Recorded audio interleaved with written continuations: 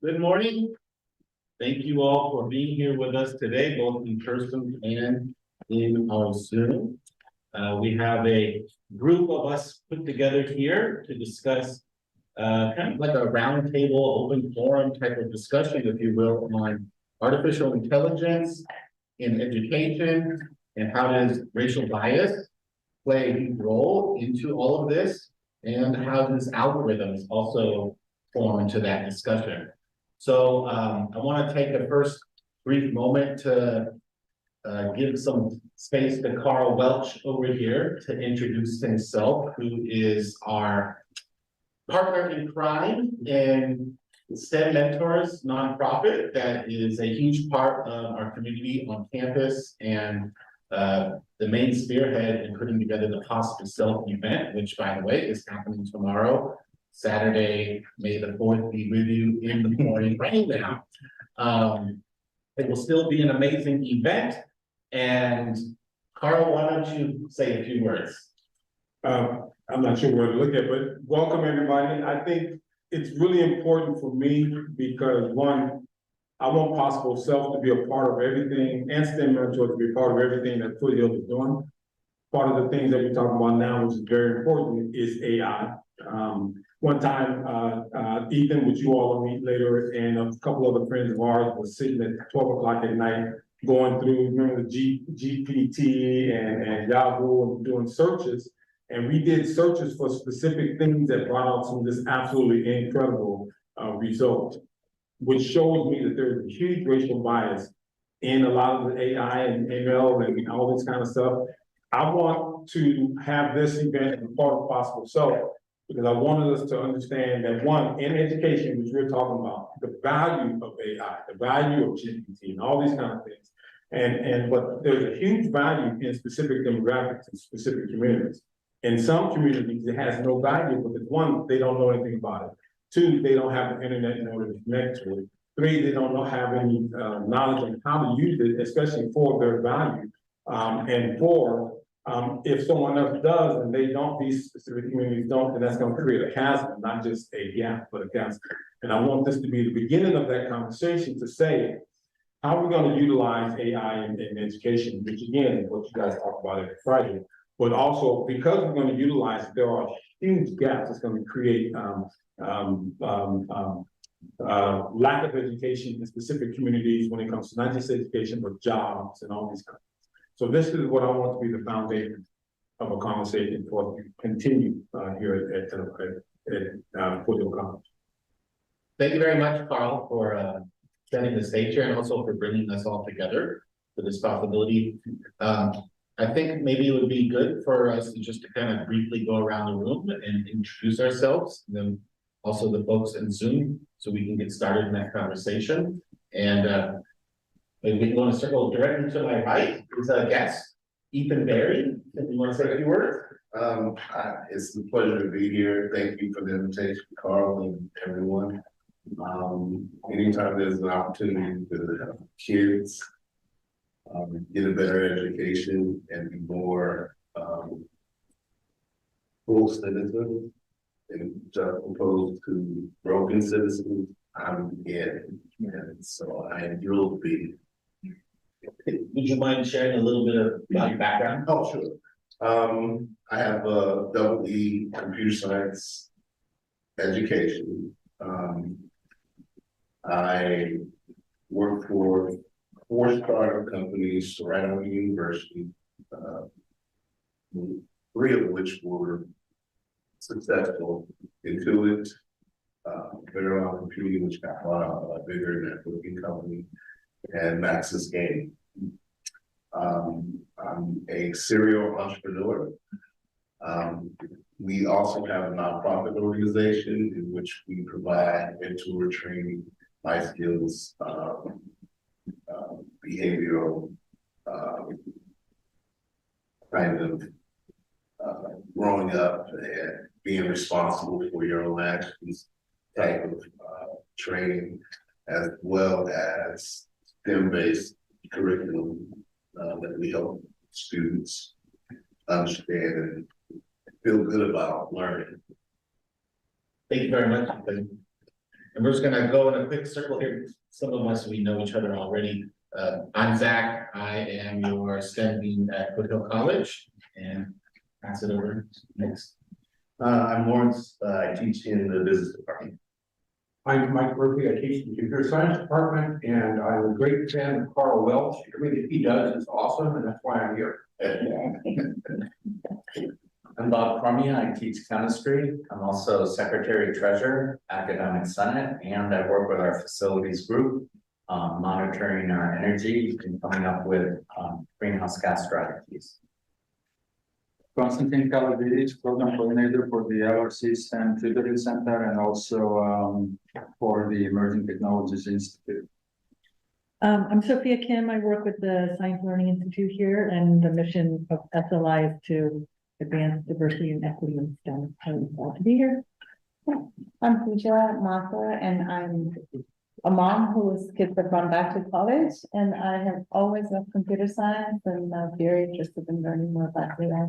And I feel like it's almost, it was meant to be that I was here because I volunteer a lot with a non-for-profit organization in India that teaches students computer science and especially special needs students. So I feel like this feels almost like it was karma that I was supposed to be here today. Thank you for joining us. And folks in Zoom, if you could maybe just briefly introduce yourselves as well. I want to hand it off to Lene, and we can just take turns. Hi, I'm Lene Whitley-Putz, Dean of Online Learning. Thanks, Lene. Carrie? Hi, y'all. Ryer. I teach political science. Thank you. Jessica?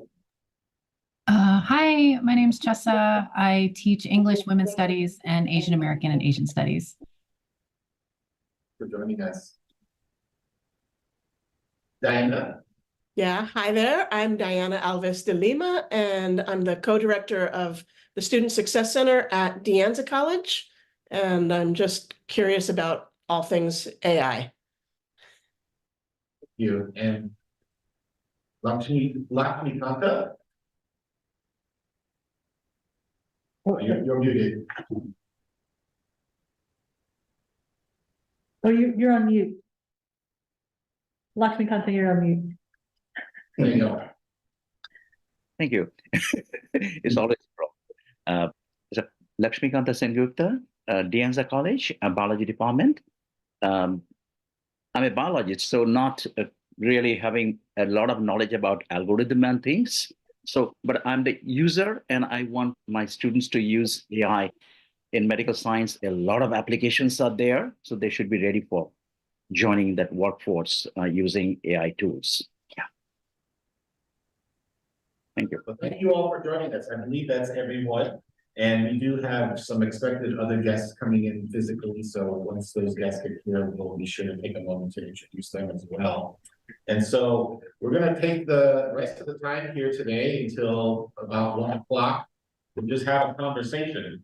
And that conversation can be gauged around AI, obviously, but focusing on the 3 topics that are in the title of that discussion today: education, racial bias, and algorithms. Some of us which have more knowledge than others on these topics. And so since we're here at an institution that is focused on education, I think it's really important that we have these conversations on how AI is affecting not only our work, but how it is going to affect our students' work, and in specific, what kind of barriers are different populations going to face? How is that going to impact how they learn, how they gain skills and go into the workforce? And what can we do to help bridge those barriers?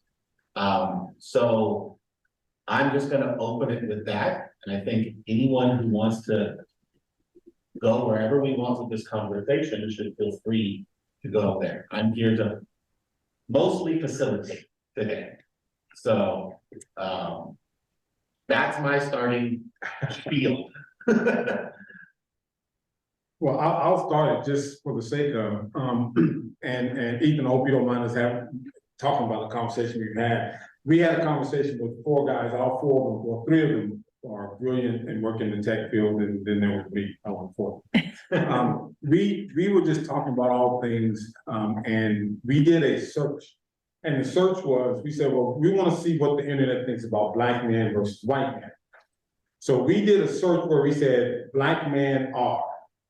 And then it came back, Black men are gangbangers, Black men are crooks, Black men are athletes, Black men are entertainers, those type of things. And then when it said white men are, remember, it came back, white men are businessmen, white men are this, white men are that. So that whole black-white thing came out of just a search off of, it was the ChatGPT and other search engines that we looked at. And that makes me think how Constantine and I always talk about how as global citizens, we want to make sure that we create equity. But I don't think that those who are creating the AI, and I don't know much about it to say it correctly, but those who are creating AI is going to create a huge chasm between the haves and the have-nots. It could be black and white, it can be rich and poor, it can be Americans and Indians, it can be anything, but it's going to create a chasm. And I think that has a lot to do with education, how we utilize it in education, and are allowed to utilize it in education. And if we utilize it in education, and if a black kid that comes from a low socioeconomic background does something and he writes it and he turns it in, and a white kid does the same thing, and an Asian kid does it, and a Latin kid, who are they gonna not believe did it the correct way? So how we use it in education and how it's built, I think is valuable, it's incredible, because it can create a huge chasm, and we've got enough trouble and problems in the world to where we can't allow technology to do that. So I know we talk about education here all the time and how you guys are going to use it, what you accept and what you don't accept. So I kind of want to throw that out there to how do you guys think, what do you think accepting it in education will help or hurt, not just black and white and poor, but just how is it going to help or hurt students? I'd like to talk about skepticism of skepticism. When Mike insisted that I join this panel, and I appreciate that because over a year ago, Mike got me into GPT and AI. I thought, okay, I see the direction where this is going. I really want to step up and I want to defend these tools and talk about what I see as a barrier the students are adopting or students are preventing them from adopting this. And so a little history, if we go back 30 years to the beginning of the World Wide Web, was a graphical user interface to the internet. It was an explosion of worldwide access to information. Anyone could get access to it, and it allowed education and opportunity to spread. 30 years later, we're looking at the emergence of GPT, large language models, and public access to reasoning engines. Generative transformer tools, compute. It's a similar revolution in information technology. If 1993 was a revolution in access to information, 2020s are a revolution in access to intelligence. And that is a huge step function. If we look at the combination of big data, compute, machine learning, AI algorithms, and combine these, it's going to accelerate human evolution. And I had this conversation with Simon maybe 15 minutes ago in a very short period of time. What can AI tools bring us? We talk about how it can help learning, accelerating cures for cancer, drug discovery, aging, energy, climate change, and automation of drudgery, right, as we're all learning. Are there reasons for concern? Absolutely. But I would not like to see, don't let reasonable concerns get in the way of unhelpful skepticism. Lean into this, spend time, and bring some patience. This only happens once in a lifetime. I say this because I had half a dozen of my smartest chemistry students last quarter telling me that they were hesitant to try AI tools because of what they had heard about it. And so the skepticism wave has created this barrier, right? It creates this wall that's preventing students from getting in there and exploring with it. And so I'm just going to leave these introductory remarks for here and later share how AI tools can help students with tutoring. They can help them rapidly search document space and and it can help them write much better than they could on their own.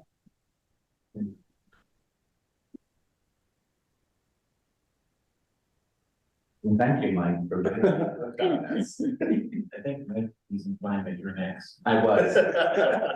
General nudge.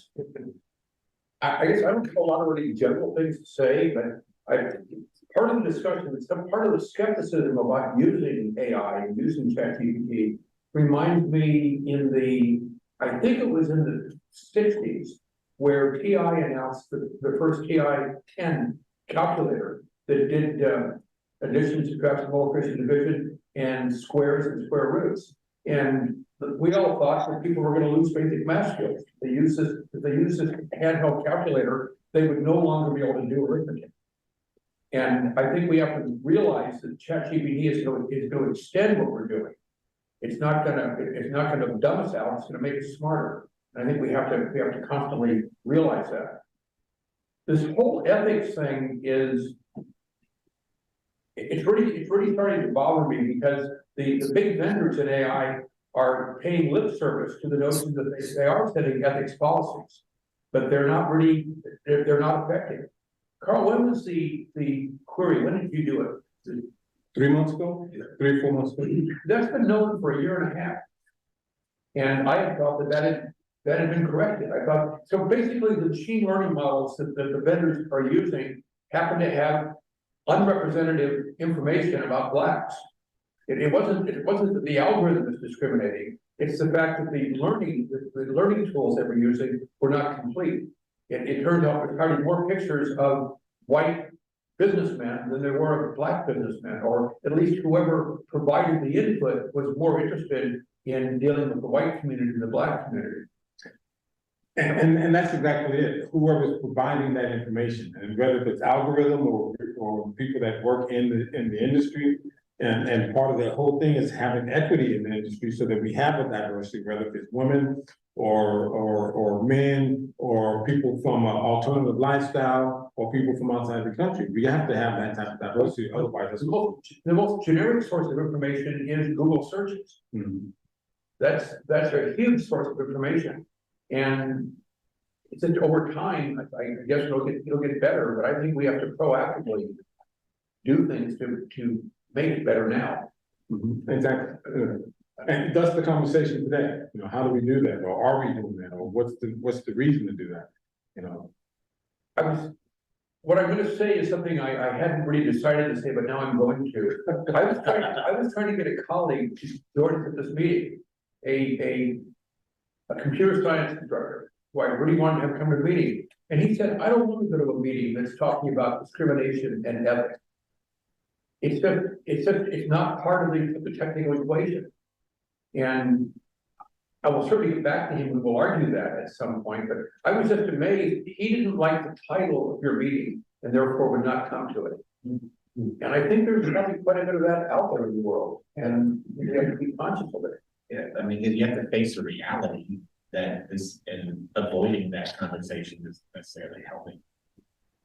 and that's our reality. I'm sorry, you go ahead. No, that's our reality. As much as people don't want to talk about ethics and racial or any type of biases, we have to live in that reality every single day. So when we come here and when we at home, or some of these kids that we work with, like Ethan worked with inner city kids and does a lot of work with STEM and these kids, if they have no knowledge of even what AI or ChatGPT does, or the value it can have, it can help them with their homework, and help them with resumes, it can help them get a job. They have no knowledge of that. But some other kid who grew up in Los Altos Hills knows everything about it. That's the chasm that we keep talking about. And if people say, well, I'm tired of hearing about ethics and racial biases, that's the problem. Because they don't want to talk about it. They don't want to admit the fact that there are problems and challenges. So how do we work on those problems and challenges? Ethan is brilliant. He's a good friend. He's so, I mean, you got to and he teaches me an awful lot when I say something. He says, no, don't do it that way. Say it this way, or don't do it that way. When you do it, calculate it that way. And I can accept that because I know he's coming from a place in his heart, right? There it says, okay, I want to make you better. That's what I think AI is doing for the world. It's making the world better, but it's leaving out a community that no one else is talking about. It's not only that it makes the world better, but it can make the world better. yes, sir. If we're aware, right, and if we can take action. You started the conversation with the phrase that you typed into the search engine, Black people are, Black men are. People have done that with other phrases like successful people are. And then it comes up with, oh, these are business people, but they look mostly like they show older white people or people in certain situations that they're not representative of possibilities of what could happen. Being in the business department here at Foothill College, I think about AI education, but I also think about what happens when our students leave, they go out into the real world and how they can be successful. And I think that AI definitely could be one of those tools that that they can use, but they have to know how to do it, right? And so that's one of those things. There was this, I'm talking too much. There was this fear about is AI going to take over all of our jobs? And then we've started to hear things where people say, actually, it's not AI going to take over your jobs, it's the people who use AI going to take over your jobs, right? Because AI, what does it do? It helps you to analyze, summarize, optimize, forecast, generate, do things that you would normally do in your job. But if you take that and incorporate it into what you can do, you can be better. You can become, they talk about centaurs where you're part human, part machine together. We put it together, and that's where I think we should go. Yeah. Constantine, you had something to say. Yeah, I was gonna follow up on what Mike said and also now Carl and Lawrence. So I think we have to go up at a much higher level in terms of engineering and in terms of what we teach our students in science, technology, and so on. Because, okay, so I studied engineering, my degree is in engineering.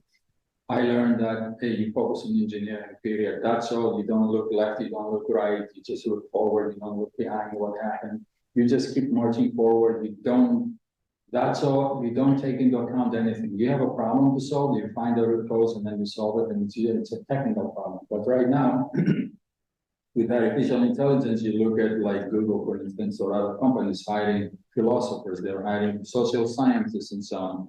So it's and then a lot of my friends, especially my friends of my generation, it's like nonsense. Philosophy should disappear. It's nonsense, which I totally 100% disagree with. These are brilliant engineers, but they have no concept of what's outside of that technical field. And they don't, when we develop something, you develop that for whether it's a weapon, whether it's a ChatGPT, whether it's some other tool, that's all you focus on. You don't take into account, well, what's the impact of this thing we're developing? Because engineers, nobody's encouraging engineers and scientists and so on to look at social sciences. In fact, it's sort of like, social science, history, philosophy, forget it. We're technical people, right? And I think that's the switch that I see happening in 80s, 90s, 70s, 80s, 90s, 2000s, 2010s. I think that was the focus. Now you begin to see that there is combinations. Like you see public policy and data science. You see, history and engineering, right? So it's beginning to switch. It's beginning to change.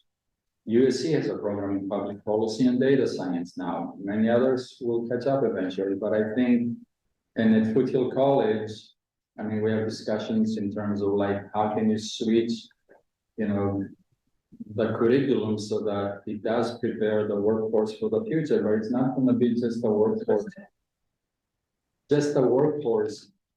that focuses you exclusively on technical side of things. It will be something that focuses you on the social sciences and other fields, interdisciplinary. So Zach is the dean, so you can, that's the kind of thing that you probably the challenges that you're faced with in terms of like how you switch this curriculum. And Lawrence is an engineer, an electrical engineer, right? And you're in business. So you're combining different fields, and we have to do a lot more of them. Great, a really good point, and I'm going to choose my words carefully because this is a recorded. I'm a lecturer at San Jose State. A year ago, I taught a course in carbon capture. It's a bit of a stretch. but being part of their family in chemical engineering, we have conversations about where does the department need to go. So part of our industry advisory board this year in February, we said, you guys need to be really all over this, right? And they're full-time faculty like we are. We take a job, we get in our discipline, and we kind of lose a little bit of touch with the rest of the world. But data science, and I'm mentoring a young student at Aragon, young man. And he said, you know, I'm looking at chemistry and I'm looking at data science, and I'm wondering where chem informatics is. Is it like one or the other? And I said, chemistry has become a data science, and engineering, right? Biology. We're modeling these processes, we're modeling our knowledge, and letting compute and intelligence help us with this.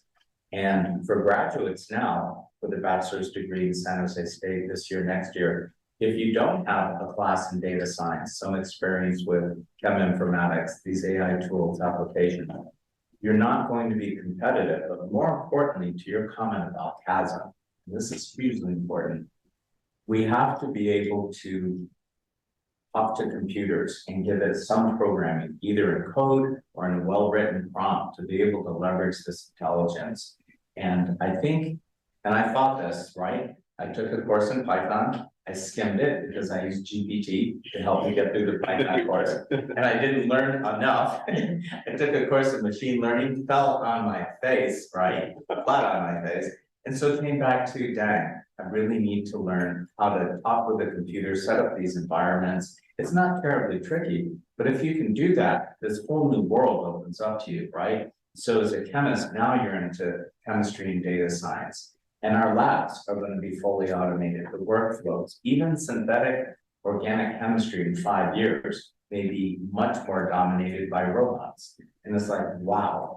So what do I need to do? I'm in college now. I want to be a chemist and science biologist in 25 years. We've got to embrace it. So we've got to really work back to populations, right, that didn't get enough math in K-12, that suffered more during COVID, cognitive learning loss, or just, you know, opportunity.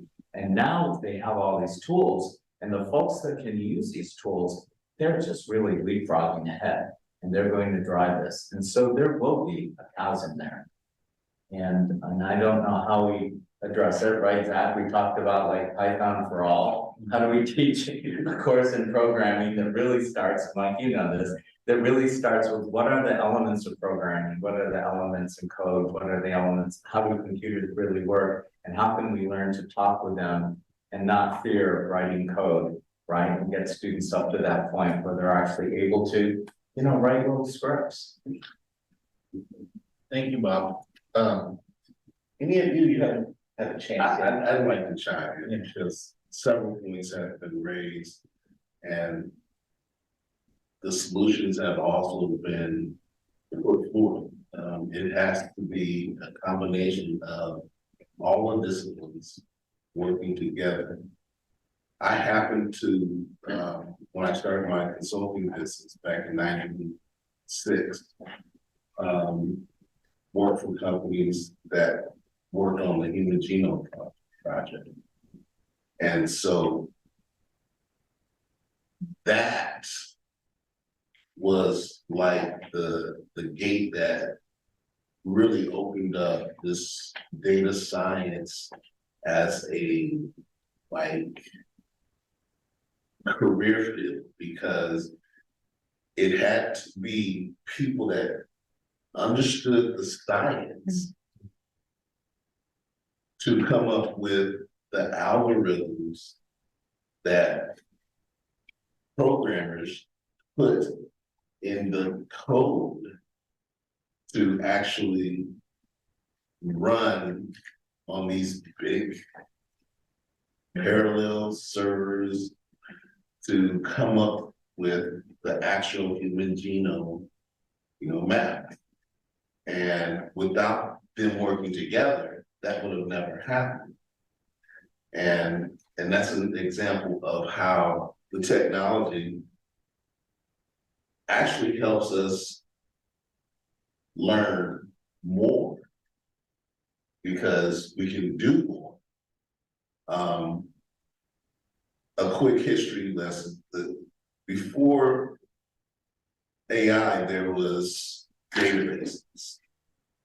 And the database was considered your artificial intelligence, right? You would type something in to, at your job, whether it was filling out a form or retrieving some information. And it worked much like Google does, right? You just type something in, a whole bunch of stuff comes back and you sift through it and find out what's, more pertinent to what you, need to have as a result, and you use that information. It's never going to be 100% perfect because all of this stuff is being done by human beings. And that's why it has the human biases within it. That doesn't make it scary for me. What that makes it is an opportunity for people like your group here to have these discussions and discuss how to incorporate more ideas from different people to engineer a better, aggregated, general purpose chatbot. It's all human written code, but it takes time for things to develop and get better. I mean, back in the early 90s when the internet first came out, it took about 10 years before they actually settled on a standard, because there were tons of different, browsers, and they all had different standards. And if you use one, you'd have to learn that one, use a different one, you have to learn how to use that one. And slowly but surely, they started to make standards for the browser technology. And now you have Google, who came up with a brilliant idea of being able to kind of take the browser technology and turn it into like a major information portal. That was Google's, mission statement in the beginning. After that, big data ensued, because now you have all these people using the internet and all this data is going back and forth. They're like, Google isn't making any money at the time. They're like, how do we make money? And Facebook comes out. Now, Facebook wasn't the first social media platform out there. It learned from the previous attempts that, were tried in the marketplace. And, fortunately for them, a simple, concept of just keeping in contact with your friends and family made it palatable and understandable for people to use. And initially it was just for the college campus that Mark Zuckerberg went to. And then after he left and introduced it to the public, it spread like wildfire. All that to say that all of these technologies are headed for convergence. As you said, there's no doubt that every discipline is going to have to work with technology, because it's just a tool to help you do your work better. And that needs to be in the curriculums, not just in the college curriculums, but in the K-12 curriculums, is my belief. because they have to get ready for college. And if you don't know how to use these tools, it's gonna be a hindrance. But to the question of the biases within the technology itself, it's really important that we don't have a circular firing squad where the instructor that said he didn't want to come to this because they don't want to talk about it.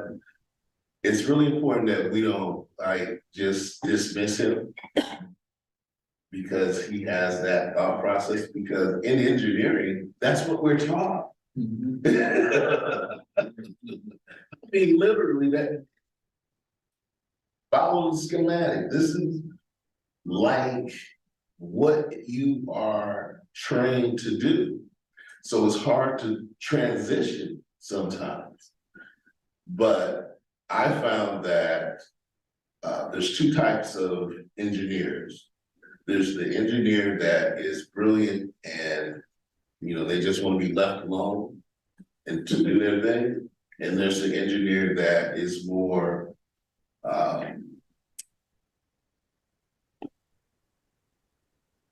socially oriented, where, you know, they tend to be more gregarious and try to think of ideas and concepts to use the engineering that they know to build products for the marketplace. And so I think that's where this ultimately ends up. If we want to make these tools better, then people from disparate groups have to be involved in building those tools. We can't sit back and say, well, there's bias, but we don't learn how to build the tool ourselves so that we can correct some of those biases by, you know, using data that we live with every day. And that's really what the issue is. If you don't know the data that other people deal with on a daily basis, then odds are you're not going to use it for your building of your, you know, AI chatbot or large language model. But it's not a, you know, zero-sum game. Technology is something that lowers the barrier to entry, that if you allow yourself to learn it, you can be just as creative as anyone else. And that's one of the things that my company is doing. We're working on collaborating with NVIDIA, OpenAI, and Meta to use like their large language models, DALL-E 3 and ChatGPT-4, to build new models with additional information that they may not have used to incorporate it and have a more robust, you know, information based to, you know, answer questions that people might ask. Yeah. I was gonna see if Sophia had any questions online. No, yeah, Tessa has, yeah. Oh, Chessa, please. Oh, thanks. Yeah, I wanted to chime in and build off of some of the points people were making about the need for interdisciplinarity, because I'm an English teacher. I come from a humanities background. So when I talk about AI, when I think about AI, it's usually like the social impact, and especially in these days, the impact that it has on democracy, because this is a big election year, and it's, you know, one of the things I study. And if we look at social media as like our first widespread experiment with AI, we can see what that has done for our democratic processes. And kind of the polarization that's been happening as a result. And part of that is, another way to think of AI bias is also the objective function, right, of the algorithm. So what is its goal? What is it designed to do? And social media was designed to engage us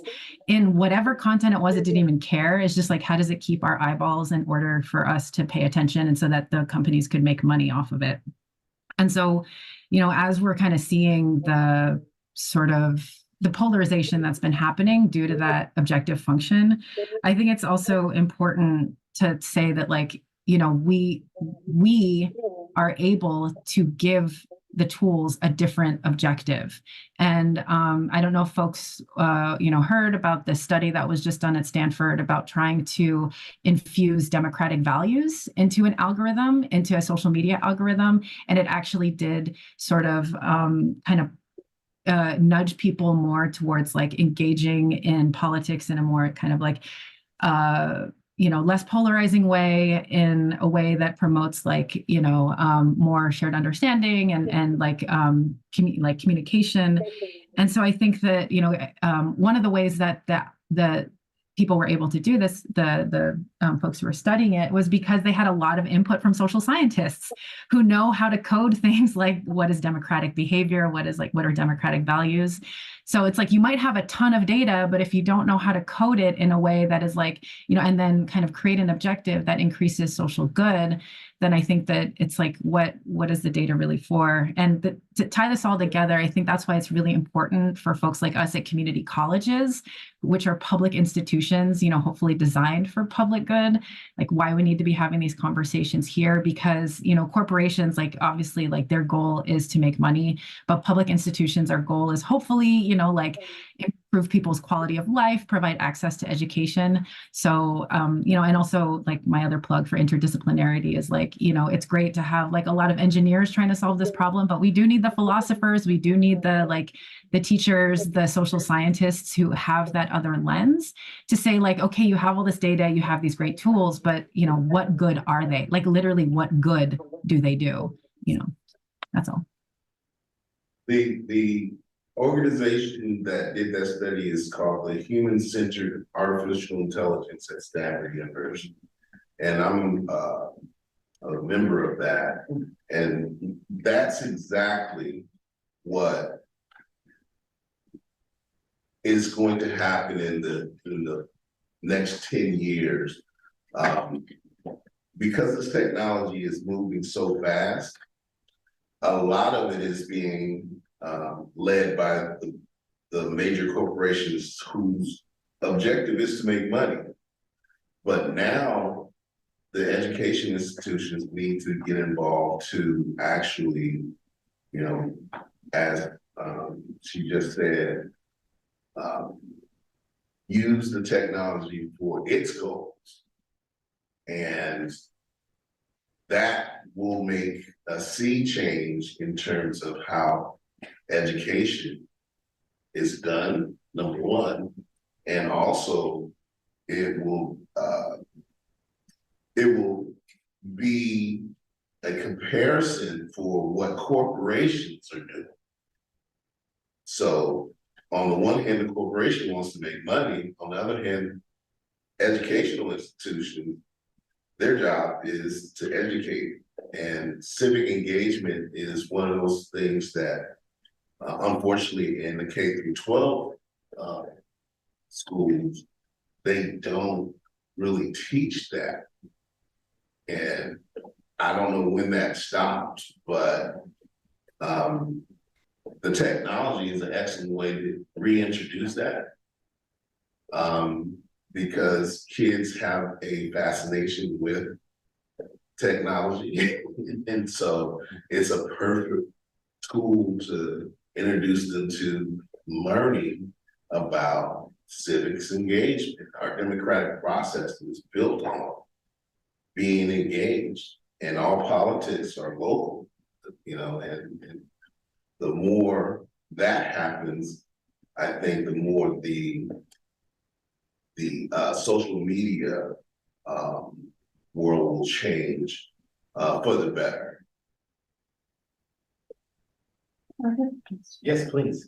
So what I understand is there's obviously a chasm that we're seeing. So is it, in your opinion, would it be that there's insufficient data or that the algorithm is not building into it a way to bridge this?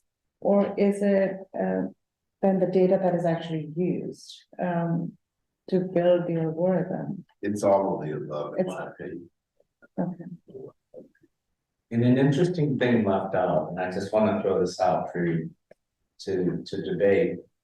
Bias is built into training data, right? Bias is also built into language. And the large language models learn about the world through culture and through language, and that's built through history.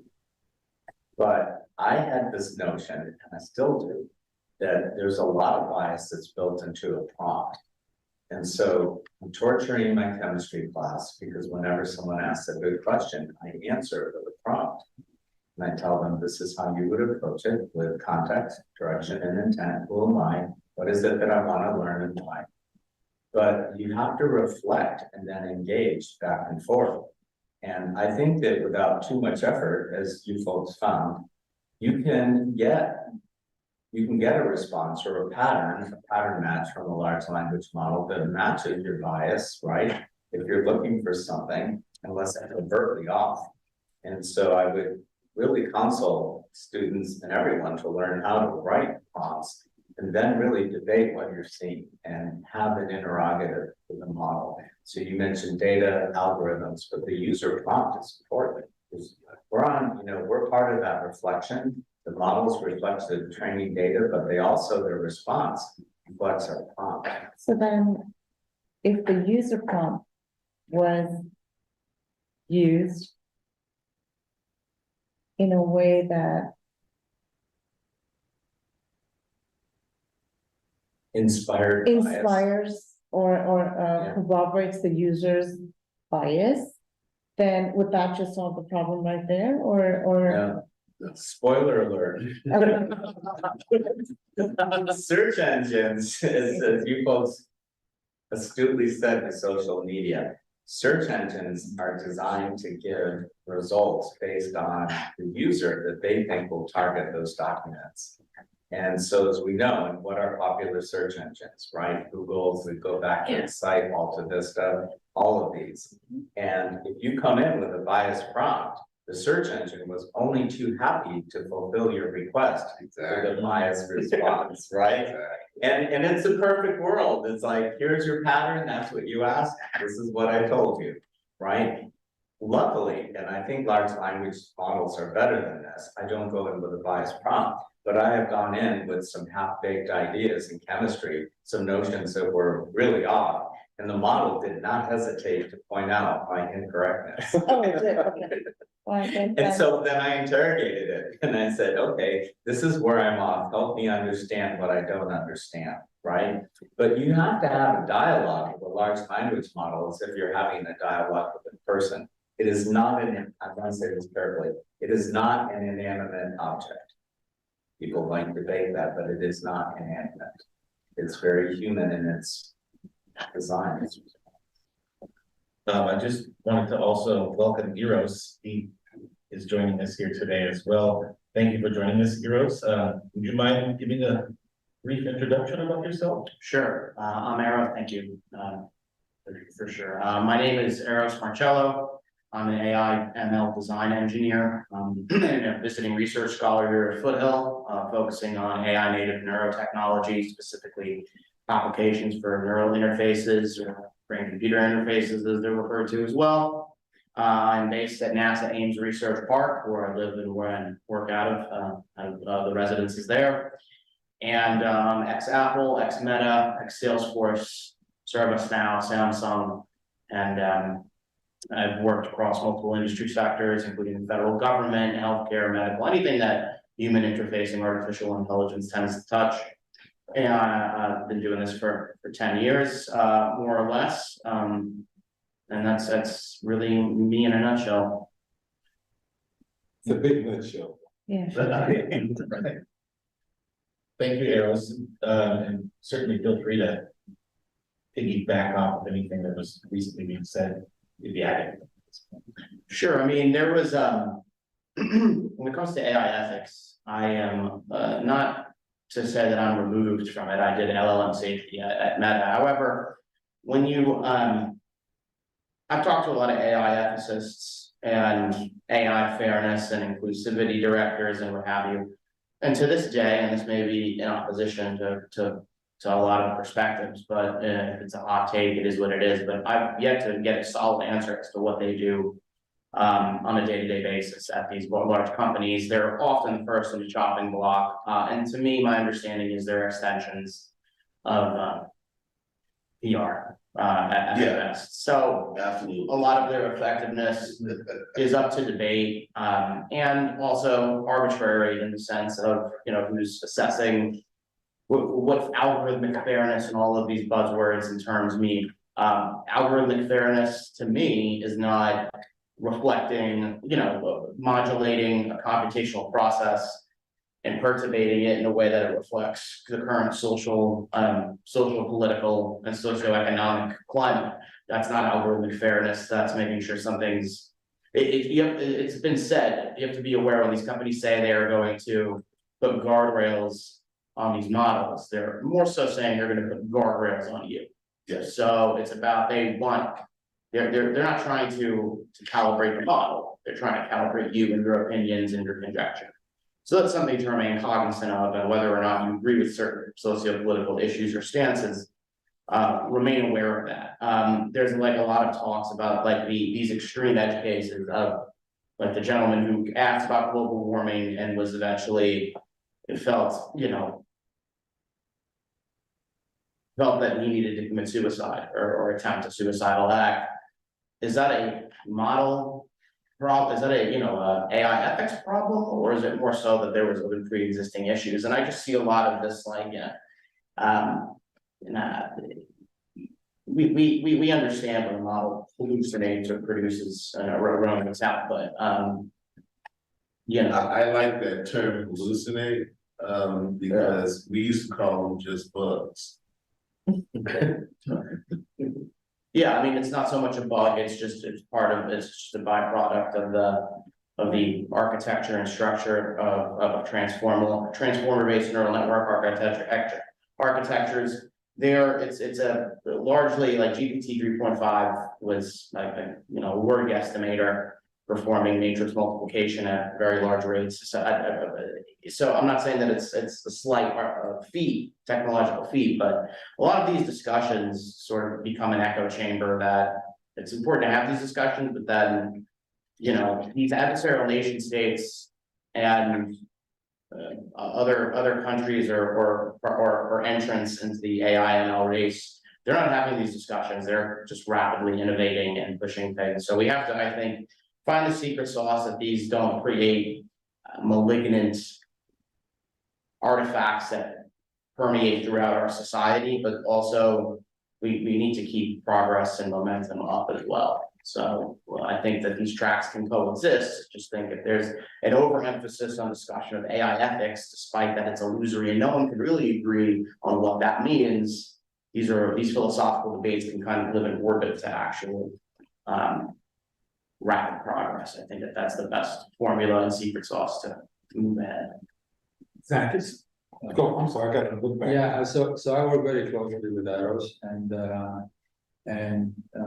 I think earlier I made a comment, Eros, regarding the interdisciplinary nature of going forward, and I made a comment about being an engineer as well. That engineers do tend to be in a silo, and they focus so much on the technical that they lose the long term. So that's kind of going in a different direction than what we had stated in terms of like, we can focus on the technical, but I think if we go up at a very high level and look at what's the future of humanity, I think you really need to bring in an interdisciplinary, like Ethan was saying too, and some of the other folks, an interdisciplinary nature to engineers. Engineers do focus on solving specific problems, but without that philosophy, without that, well, even symbolic logic, all of these aspects to engineering, I don't think humanity has a promising future. I think that developing technology for the sake of developing technology is not going to end well for humanity. Sure, and I concur with you entirely with that for sure. It's just like, as you said, it's the key word is multidisciplinary engineers. Right. So you can't philosophize or discuss a H100 cluster into performing the compute you need to train a certain model. You know what I mean? So at the end of the day, these conversations, I'm not saying that they're negative. I'm just saying that ultimately they are supplementary to what needs to be done. And that's there's a lot of work to get from Will Smith eating spaghetti to what Sora and these other open source and competing soda models are doing. You know, there's the discussion, as you can already see, is reactive rather than proactive. It's like, okay, we're done, we've done it. Now, how do we tame it? That's much more conducive, especially in somewhat of an AI arms race. As the saying goes, it's better to be a warrior in the garden than a gardener. So I think that's the best. Let me ask you a question. Go ahead. No, go ahead. Follow up on that. Earlier, I made a comment about the corporate objectives for making these transformers, large language models, the algorithms they use, all that stuff, versus what an education institution's objective might be. Right now, Meta is opening up its DALL-E 3 platform, which it just released a couple weeks ago, I think. So people can build their own customized large language model or small language model. What do you think about institutions like education institutions being able to do that and parallel with what corporations are doing? I mean, institutions have every God-given right to do that, and every resource as well, given that there's a huge open source contingency to this entire game right now. Do you think that would Are you saying, like, is it the responsibility of the institution to fashion their own LLM? I'm trying to be clear on that. I'm saying whatever the institution's objective may be, whether it's, you know, better student output or you know, correcting some built-in biases, whatever that objective is, do you think institutions can do it, number one? And number two, should they do it, considering your knowledge of the corporate environment? Yeah, I mean, obviously, anything that an institution or corporation or organization outputs is going to be reflective of that, of the core principles and the goings on and functions and innards of that institution. So when it comes to institutions, if you have education and institutions of higher education, you have that. But I mean, also colleges nowadays have a reputation for, you know, pushing certain ideologies and indoctrinating certain folks with certain things. That's just what the consensus is. Whatever side of the aisle you sit on or anyone sits on is irrelevant. It's the fact that there's going to be that you have to navigate. But if it's to leverage these emerging technologies for the paying students' ultimate benefit, then of course it's something worth to be explored. It's just if it's then a vehicle to push certain elements of that institution's external views of the world, and if there's anything like that, that's where I think ethics, the ethics flag gets waved there. But is it important for institutions to develop their own in-house technologies? Of course, I would say, and to leverage. That's the whole idea. It's like, rather than everyone's right away like, well, how do you get your career in AI? Or where do I fit into this picture? Now, especially that the secret's out, it's more so like, with all of these tools at your disposal and access to them pretty florid, you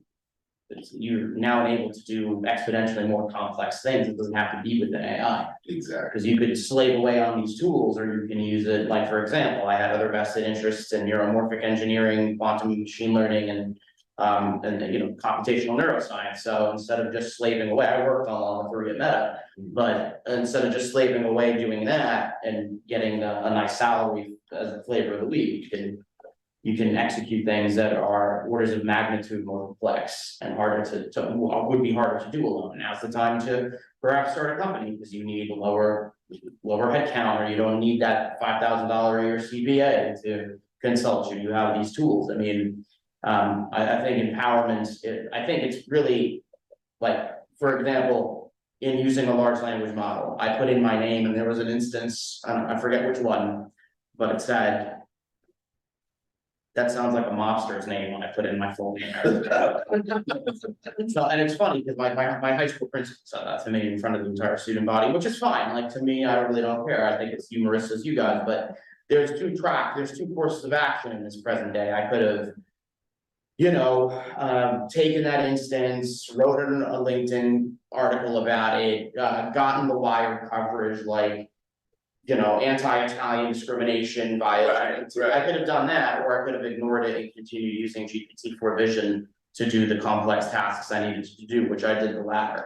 Right. So that's what I mean. There's two tracks of thought, it seems. And I agree with that. And like, what would me making a big storm in a glass of water about that and complaining to the manufacturer? And then they're like, okay, we're gonna have it not say anything about the mafia when they hear an Italian name. But in the end, who was that harming on any real scale? And then also, what did it gain me to have that corrected? Right. Not really anything, just ignoring it and not caring. And that's what I was talking about by not capitulating to that circular firing squad when people have different views about, civic engagement, philosophy, Correct. etc. It's a technology that has been given to the public nowadays so that you can actually work with it to build your own large language model using their, resources, their compute power. Right now, that's the largest problem, because compute power is the currency for doing this stuff. If you don't have massive GPUs and, crackpot engineering team with data scientists and philosophers and psychologists, and historians, etc. As an education institution, you're still going to miss the mark, because all of that has to be included. What corporate America is doing is building something to make them money. The existing LLMs, correct me if I'm wrong, are built off of scraping the internet and other digital data that is available, and that's what it's used. We have, I see Ben is on, and I'd like to hear from Ben though, but since we have all these educators in here, okay. Good, hey Ben, but since we have all these educators, that's to me, that's a great segue also on how our educators are going to utilize it and educate us, or how is it going to utilize it to be monetized for the school as well. It's a great question, but I want to make sure that Yeah. Ben has the space to kind of simultaneously raise his hand, right, and point it out. So Ben. So Ethan, I want to comment on one of the things that you brought up. So you mentioned that, like, one of the large kind of like barriers to entry is needing to have like a massive amount of compute to kind of like leverage these tools or build your own. And I think that there isn't enough kind of like hype and discussion happening towards the open source models, or the open source models that are taken and quantized so that they can be run on less and less required compute power, like the Mistral and the Llama models that can come out. Some of them, the smaller number of parameter ones, you can run on your personal computer, or even down to like a Raspberry Pi 4 or 5. It's not going to be like blazing fast, but it is going to be a lot more accessible than running like, I think Snowflake just released their open source model that requires a cluster of 8 H100 GPUs. So like the comparison is definitely there. Like the enterprise, like open source stuff isn't available for a Foothill student who wants to kind of like take it and make it their own. But a lot of the open source stuff like is a lot more accessible and has less barriers to entry. You can download LM Studio and some of the open source models with like a ThinkPad and still like be good to go for the most part. And that's true. Yeah. Educators. Sorry, say that again? Oh, I'm just saying, I think that's a great segue for us to hear how you guys, all the educators here, see and value, AI and going forward, how to utilize it. If we're gonna accept it, not accept it. I mean, last year we had the guy from Stanford who was saying how, well, we need to open up and we need to accept it, because it's here. Just like electric cars, it's here, you can't change it. So I'd like to hear from the educators, how they think about the use of it. Something as simple as ChatGPT, not something as large as what these guys are talking about. Public access, my opening statement, go back to 1993, 1994. Public access to what used to be controlled information. You guys are way too young for this, but there is a service called Dialogue, right? And only limited people had access to do really precise searches. Internet changed that overnight, public records, right? And so, yes, there's an acceleration of AI technology, which is in the very narrow, maybe 2-3% of the population is developing it. But 95% of us have access to that intelligence, to that compute, not at the full power, but, to your question, if students, in my opinion, if students put this to use, they wouldn't be struggling with a question at 11 o'clock at night. They would be able to work through a practice exam and have a tutor at their level help them really to succeed in preparing for a midterm. Or if they made mistakes on an exam, help me understand what I don't understand. Help me remediate where I am in this class. So can I comment on that, Bob? I think that using that technology outside of class, we had a big survey done recently, just this at the school, student population, right? How are you using ChatGPT in particular, in general? And it seemed like the majority of students are using it one way or another. There's very few students that are just like completely oblivious that it exists. So I think like students are doing things, right? What they are doing outside of class, I think is going to be a huge variation. However, I think the other side of that is, what are students doing with the technology inside the classroom? And when it comes to that, there's such a wide, varying views from instruction that it's part of what we're trying to figure out, right? How can we make the technology tool not something that's necessarily a negative thing in education, right? Because there's this worry of cheating, and I think we have to reimagine what that word means, right? So, and our teachers are here; they can comment more about that.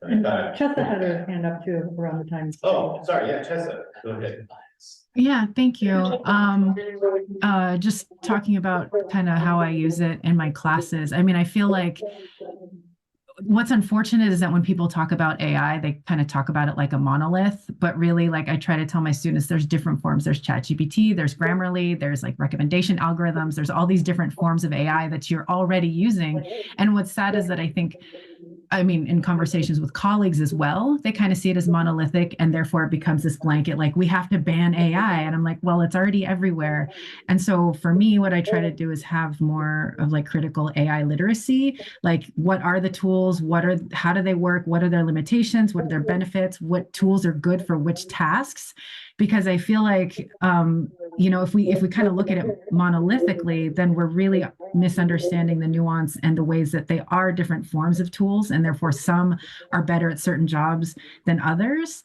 And I think that, again, also the monolithic perspective kind of perpetuates this culture of distrust, where teachers or a lot of faculty automatically assume their students are cheating with it, when really, like, they might be using AI because Grammarly, they have like they added the extension or the plugin into their Google Docs or something like that, and so they might be using it without like intentionally knowing that they're using it, or like knowing that that is AI. So that's why I also think it's important to like kind of have more nuance in the conversation about which tools are we talking about. So is there such thing as faculty bias? I mean, is the faculty biased against the use of it? And would they grade differently if someone used it or not? Or I'm not sure if you're asking me, but I think that I can't speak, I don't want to generalize about faculty because there's so many different like responses to AI. Some folks are like, yes, I embrace it. Let's use it in my class. Let's, try to critique its output. Let's try to write better prompts. And there are some people who are like, I just don't want anything to do with AI in my class, and everything it's banned. So it's really hard to generalize. But one of the themes that has emerged with the faculty I talk to is just it's ruining people's ability to think critically. And I feel like I don't necessarily agree with that. I feel like if folks don't understand how the tools work, then yes, it's hard to use them with that critical thinking lens. But that's why I feel like, for me as an educator, it's incumbent upon me to kind of teach people what the tools are and how they work to the best of my ability. I'm not a computer scientist. Yeah. I'm just curious, can faculty tell an AI generated response versus? Can we tell? Yeah. I can read my personal experience. I get a sense, right? I mean, I have had some experiences where, the actual work product said, as an AI, Or that's a sure giveaway. But also, if you're engaging with your students, you can tell differences between work product. And sometimes you can say, oh, that's not what they did before. I did experiment with detectors, and I found that was part of when I first started kind of engaging with AI in the classroom. And I think I had personally like this punitive lens, which I don't think was productive for me. Right? And what I found is that thinking about it through an exploratory lens, or what are the opportunities.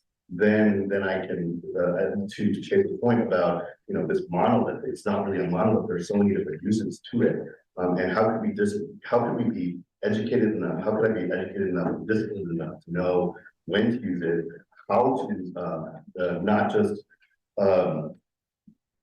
because Chase, you mentioned about critical thinking, like squashing critical thinking, but could it be used to encourage create or make critical thinking better? And that's in my classes, I try to engage that way with students. To say, what are the opportunities? But the detectors, you mentioned that you had tried to use some of the AI detectors with that. They're awful. I mean, for me, sometimes they said that it was 100%, and then I had a conversation with the student and it was, what was the other way? It was 50%. I just wanted to jump in on the AI detection topic, because I feel like that is really where you see the digital divide, and on multiple levels. Like, I see that faculty who maybe don't understand or like aren't as like willing to learn how AI works, we tend to rely more on detectors.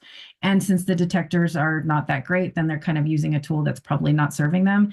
But also students who are really savvy at using large language models can easily get around AI detection. So if you're using AI detectors, then you're kind of like, again, promoting this culture of distrust while also kind of sort of rewarding people who are very savvy around how to like train an AI model to speak more like them and those kinds of things. So that's my take. You sort of open the door to something important on critical thinking. And for all of us that are using these tools to get, to decrease cognitive load and drudgery, these tools create information at 10 or 100 and probably sooner or later, 1,000 times faster than we can absorb it. And I found myself using these tools in some tasks, administrative tasks, right? And I thought, I need to stop and read what it's telling me because I'm asking it to go back and do iterative work and I really haven't read what's coming out of it. So I'm getting more and more detached from my work product. Oh, okay. So I'm creating material that I'm not really facile with. There are, interestingly, not to shift the point, I reviewed an article, it was a peer-reviewed article for applied science in a pretty nice journal.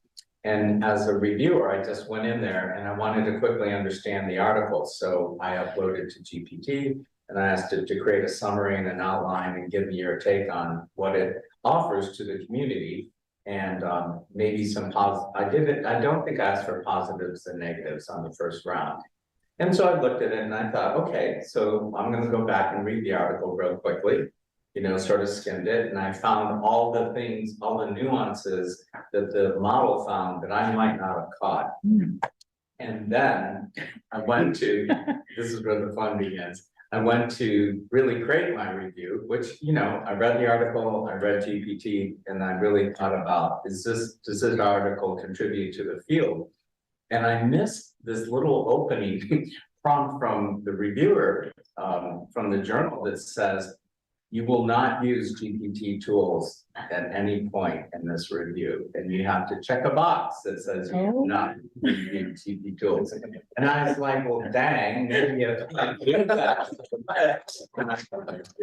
But did it really influence, what I thought? And I think here's where a prompt in the bias comes in, because I did ask GPT, can you list where does this article contribute to the field?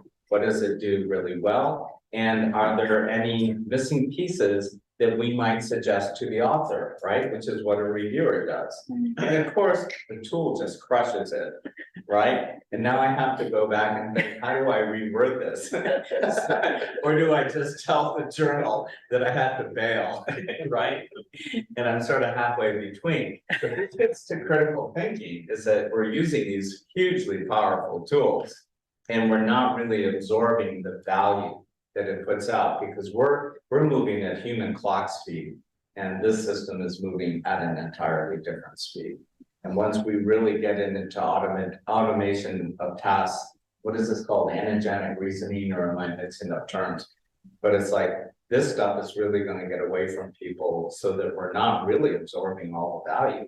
We're just creating information to share with others. They might be reading it with their GPT, right? And we're never having this contact, right, with the author. It was like, I thought it was well written. I would have liked to have seen this topic, which is all I ended up saying. And I ended up saying, I thought my students could get value from it. Not what we really pay reviewers for. Okay. Oh, I think Ben also had. Well, I guess, so I've just been really thinking about, and because I've also been thinking about this digital divide kind of 3.0 that we're somewhat discussing because of the students that I work with. And what is so interesting to me is like, so I don't even use ChatGPT, and I think I don't know if it's necessarily a fear or just like going down the rabbit hole, but I just haven't used it. And I feel like I'm just relying on my own brain to create the efficiencies that I need. But hearing even like your example, Robert, of the ways that people can use it, and then the layers of and even you, Chessa, kind of talking about how much you've had to educate yourself on the various tools. I think that's what scares me, is there's so much to learn about. And just like jumping into that makes it even harder to think about how to do it. And if I just start using it, will I fall into this rabbit hole of becoming, I don't know, there's a lot that I'm processing. And then I'm thinking about how do we work with students to build their skills? Because really it's about how do they use this to their benefit. And some people mentioned earlier, I mean, it's not only about like helping you in school, but it's helping you professionally, whether it's your resume or preparing for interviews. And so I'd love to hear just from instructors who have been using it. And I know, Chessa, it sounds like you've been using it a lot. How are you training your students? And how are you helping them overcome, whether it's their fear, for the ones that aren't using it especially, or the ones that aren't using it beyond the tell me the answer here, right? Like, because there's so many more nuanced ways to use it. How do you do that? And how are you training your students to do that? So, Ben had his hand up, did you want to spend? Sure, First and then see what, yeah. Okay. Yeah, so I was gonna comment on a couple of different things that have been talked about in the realm of the, like like it was brought up, like the divide of like embracing versus kind of like penalizing and saying like no ChatGPT, no LLMs at all. And through kind of my own use of these tools, I've thought a lot about that. Through education, the goal is to kind of have students solve the problem, and through solving the problem, they learn the concept. But since students are already using the tools, it's easier to be like, ChatGPT, solve this problem, and then that completes their expectation, but it sidesteps the teacher's hope of them learning the concept. And I think one of the ways in which educators can kind of like step up and reroute things is how can we, or how can y'all teach students to do what they're already doing, but in a way that will kind of like relink that learning the concept to solving the problem, right? I'm struggling with this, integration, and I don't really want to learn like y x plus h. I just want to use the derivative operator.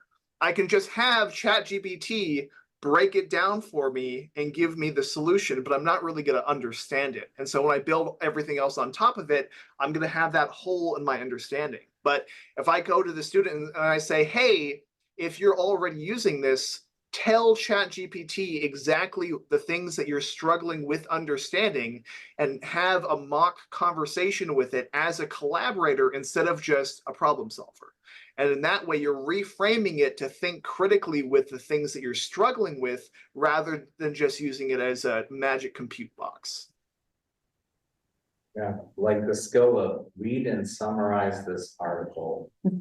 Boom. Gone. Exactly.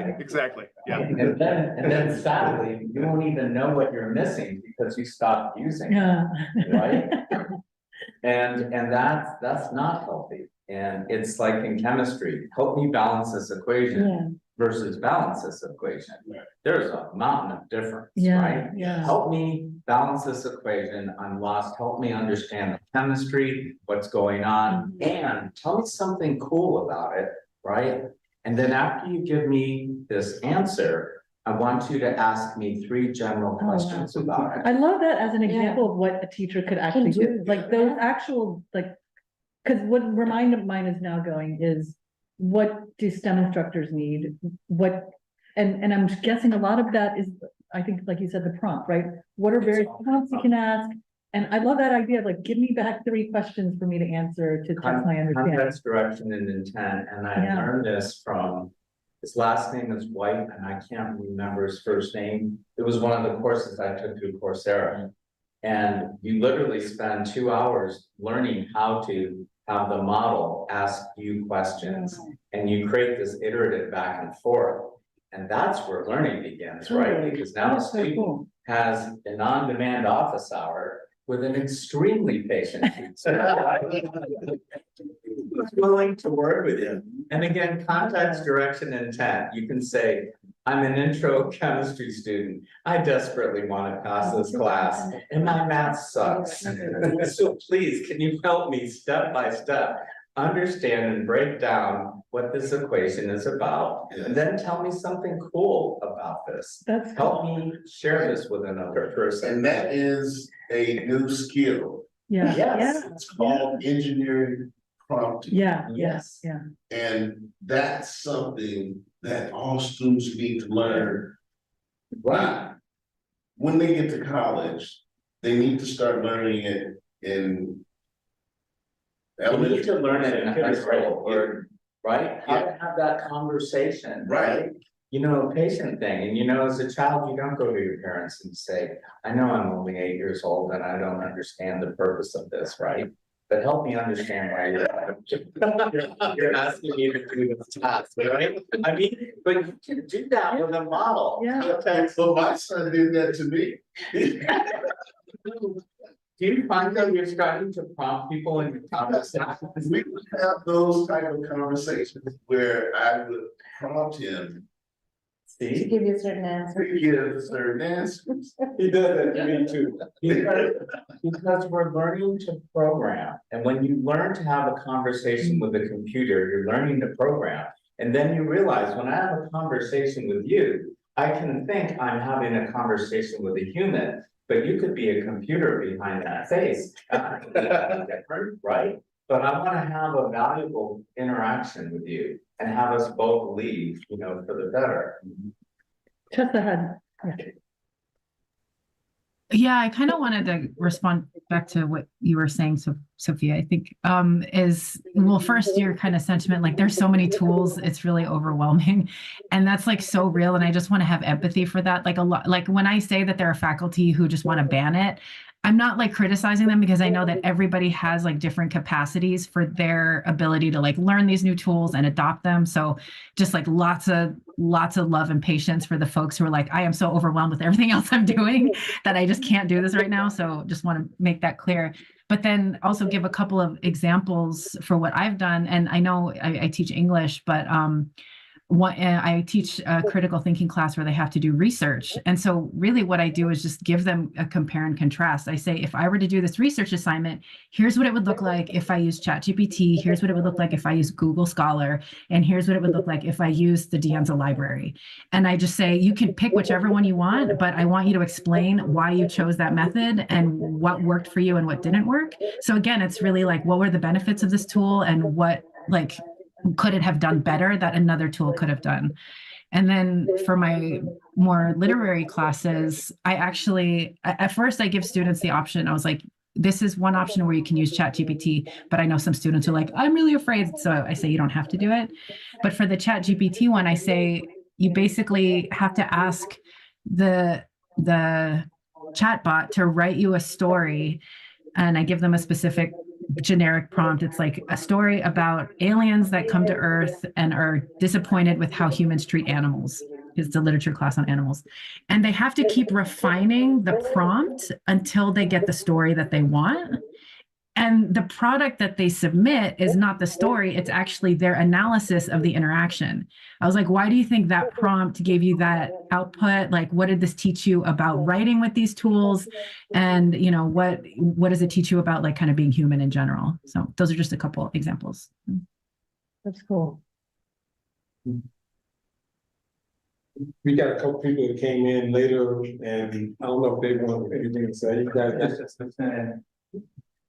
So one of the things I wanted to ask was, and this may be not an intelligent question, but is there a way of taking what, on this level of education, what we're talking about, as far as the use of AI and ChatGPT, and the romanticism of the way they talk about AI and how it's built out and grow? Is there a way of combining that to create a greater understanding of it, or is it oil and water, you know, mix? I don't know how to ask that question, but is it just a way of taking where it's going and where it's starting and kind of mix it and see how we can attract students' attention to it? Does that make sense? No? Okay, well, next question. Try it again, Carl. No, I was just trying to figure out because as a concert promoter, I can take a cat who knows absolutely nothing about building a stage And with my level of experience, I can, by the end of the day, he can be proficient in backline gear by the end of the day, because of what he don't know, I can teach him a way, my way, which I've got 43 years of experience. When he leaves, he has his way and my way of doing the process. So it's the same thing, like these guys are brainchild. But if I come into school and don't know anything about it, how do we combine where we're going or you know, to where I'm starting at? And to say, by the end of the day, I can know something. I get your question now. You're asking, how can we create a pathway for people to actually embrace and learn how to use the technology? And in a larger sense, how to build on top of the technology. I think that the first thing is to you know, get them to a point of not fearing it, or have them be at a state of being where they have time to do it. What's the name? Robert just said he spent 2 hours on a course, and you know, he learned how to prompt the LLM to Jules White. Jules White. He's an adjunct faculty. Okay. So you have to be in a space where you're ready and willing to learn, I think, is the first thing. And as has been previously mentioned, some educators might just, I don't have the bandwidth for one more thing right now. So you got to give, you know, people time. And with any new technology, there's early adapters, and then there's laggers, and there's people in the middle, right? Eventually we all get there. It's just a matter of when, because when change happens, it's for everybody. And, you know, you either swim or you sink like a rock. It's no two ways about it. Our world is tremendously different now because of the internet and social media and the ability to do e-commerce. Back in the early 90s, when we were working on all of this technology, people wouldn't touch a computer. I remember having conversations with people who were like, I would never put my information on something like that. But what happened was, the next generation, their kids, started to use the computer. And for one reason or another, they didn't have the same reservations about their privacy, right? They didn't have the same reservations about people sharing information, you know, on the platform with them. And it brought out a lot about society as a whole that we always do, but we never grappled with, right? You know, when I was growing up, they had these commercials like, don't ever, you know, talk to somebody that you don't know, stranger danger, right? But today, you have situations where people are actually communicating over the internet or social media that don't know each other, and they get, you know, locked into views and bullied and all sorts of things psychologically, mentally, and physically, that, you know, society has to deal with at some point. But right now, we don't really have any laws around social media. And that's mainly because the big companies have a lot of money to lobby our elected officials. But back to the education aspect of it, give people time, put a plan together, have a process in place so that when they do have that extra time, they can, you know, at their own pace, have a resource to learn and learn it the right way versus struggling with it on their own, perhaps. That's just a suggestion.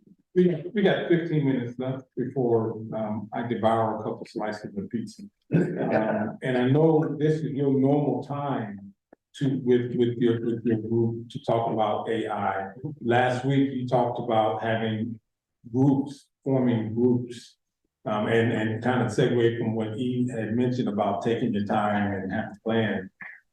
Can you or anyone here, can you guys just say where you think Foothill is going towards the use of ChatGPT or AI and LLM and ChatGPT and all these other names and numbers and the alphabet? So I think there's two separate things. The groups that, I don't want to get too into the weeds of the group, but you know, there's so many different parts to how AI is going to affect education that I think we do need focus groups on certain aspects. Like for instance, a policy group or a curriculum group or a group that figures out the best tools for us to be more productive, not just as teachers, but as other roles on campus as well, right? So we had to figure that out. Where are we going as a college?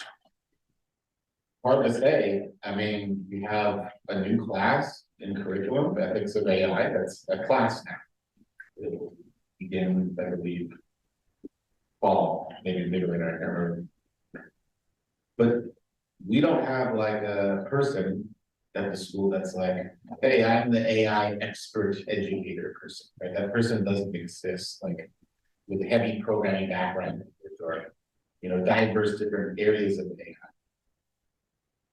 We would love to have a person like that to help guide us through curriculum development, because curriculum is a very slow process, bureaucratic process. You know, you think of an idea today, and your class might be available to be offered in 2 years, right?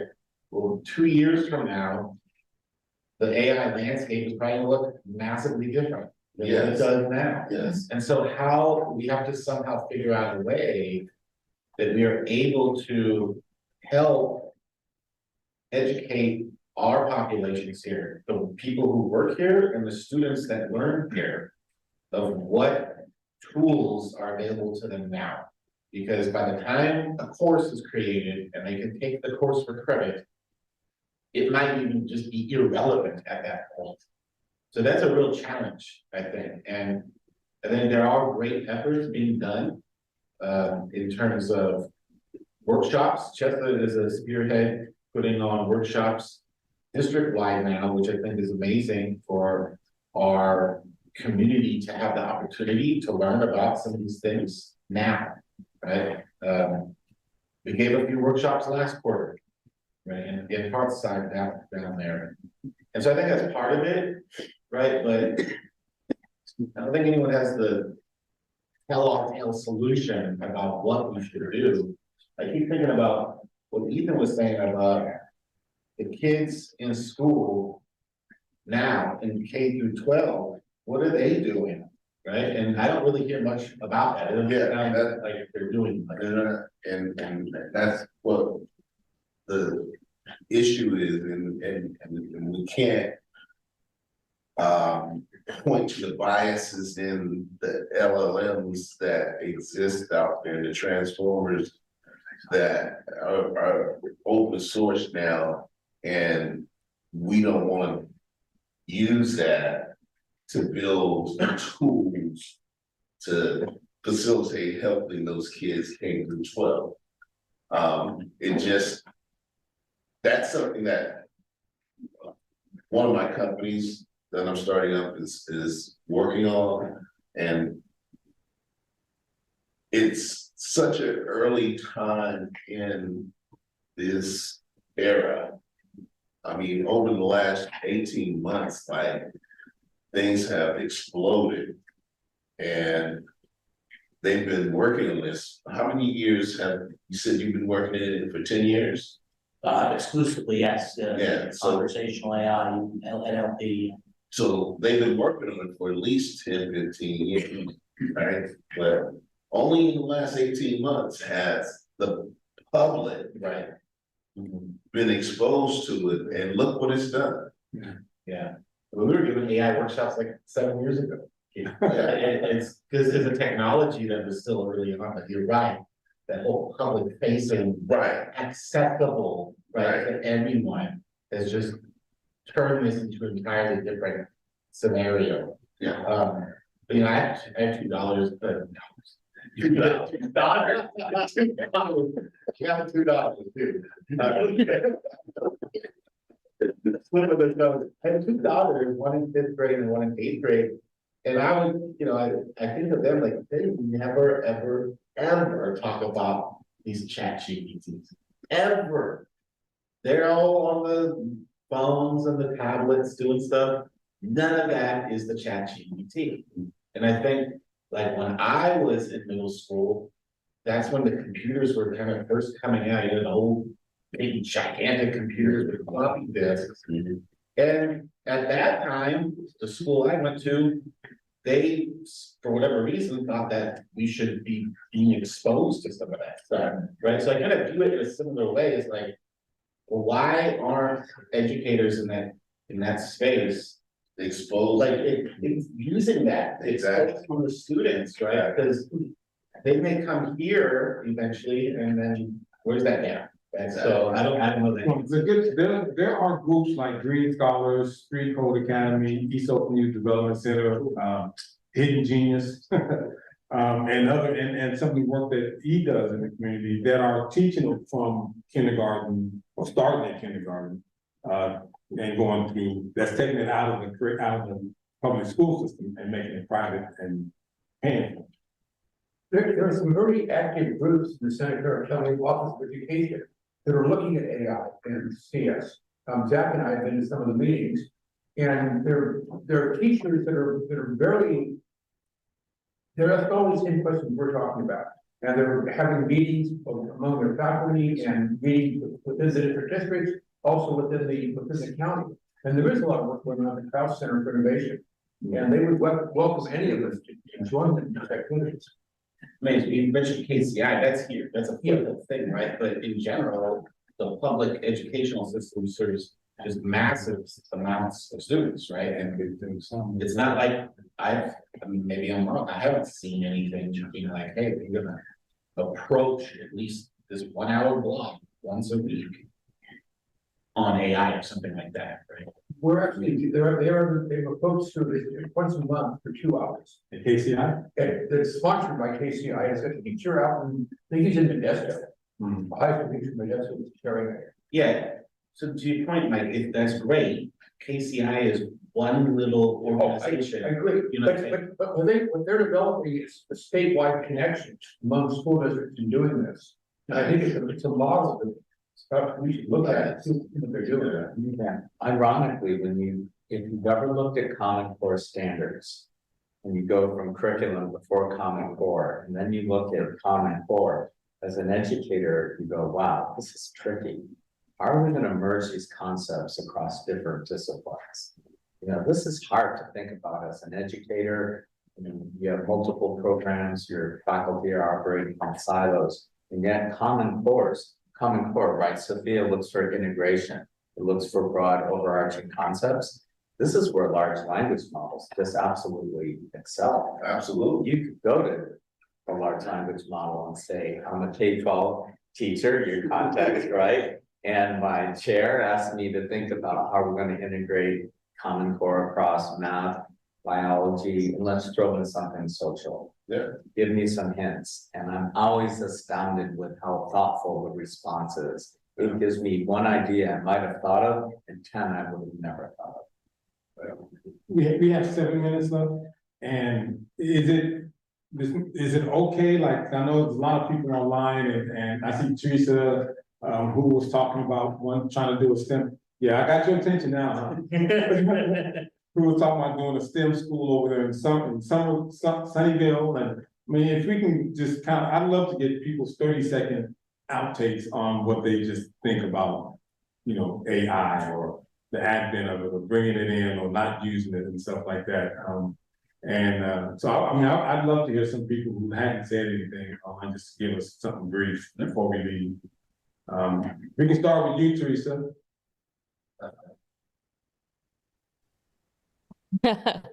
I was just checking text messages, so you caught me. I don't really have, I don't feel like I'm an expert on this at all. I don't, there's some imposter syndrome going on here. I think what I would say is the conversation about ethics, I think, really needs to start early. And it's not just about ethics of cheating, but that we have these huge data sets that we are voluntarily giving, whether through our watch, through the Oura Ring, or any sort of wearable technology. Those data sets are going to be, that's where I think it's wonderful. I think AI would be able to use those data sets for any sort of predictive whatevers. But it also sort of scares me. I was listening to the CEO of 23andMe talking about that. To think about that the genetic database that they hold now, and thinking about artificial intelligence on that entire genetic database, and what therefore is our responsibility for that. I've been reading about molecular biology and AI. That one really sort of, the ChatGPT stuff I love. I use AI every day in like my productivity tools. Like, Teresa, you have 3 to-dos. Bing, bing, bing, bing. You haven't done them. Okay. Totally love that. But the AI and genetics and biology makes me freak out a little bit. So I think the conversation on AI, on ethics, should continue and maybe deepen into that realm. But those are just some things that are floating in my brain today. But I don't know that that answers your question about K-12 or anything to that effect. But I think some of these other experts have better answers than I do. Thank you. Anyone else online? I know, Chester, you had a lot of stuff to say, Ben. You guys, anyone else? You guys, Chester, you guys round us out. I feel like we're kind of at peak AI discourse now. Like, in the next 2 or 3 years, we won't even talk about it because it's just everywhere. So I love that we're having this conversation, and appreciate that we're kind of thinking about directions. Really appreciate Zach for bringing, folks like me in from De Anza and building those bridges. So hopefully this can be kind of like a district-wide effort. So. We appreciate the Anza folks joining the team, honestly, and it's great you're a district and starts dialogue college. And we are wrapping up time here, just with a few minutes just left to go. And I see Lene has her hand up. Please, Lene, let's have you have a final word. Yeah, I want to just hop on Teresa's train just a little bit and say, I'm super excited by some of the things that AI is allowing us to do, and ways that we can use it to just crunch through an enormous amount of data so that we can maybe solve some of the hard problems we're facing. But as probably the only person I've talked to that did not like Oppenheimer, like, we are sitting at a place where we need to really critically be analyzing how we're using technology for good. And, there's pieces of technology that have been launched into our world that we are unable to take back now, that could be catastrophic. And we just want to make sure that this one is not catastrophic. So what is our role as educators as we engage in this conversation to make sure that ethics stays at the forefront of the conversation, and that we're in particular looking most carefully at any group of people that could be harmed by the technology. And so I mean, I want to thank the panel for raising the issues that you did and helping us move this forward in ways that are intentional and supportive of humanity. Thanks, Lene. And I want to especially thank our guests that aren't necessarily part of the Foothill community. Ethan, thank you very much for joining us today. And Hero as well, thank you very much. And you're in the back over there, but thank you for also joining us. So that wraps up our time here today. I really appreciate the discussion, and we can of course continue this offline at any point. So thank you all. All right, y'all. Thank you. Have a great weekend. Bye all. So I have this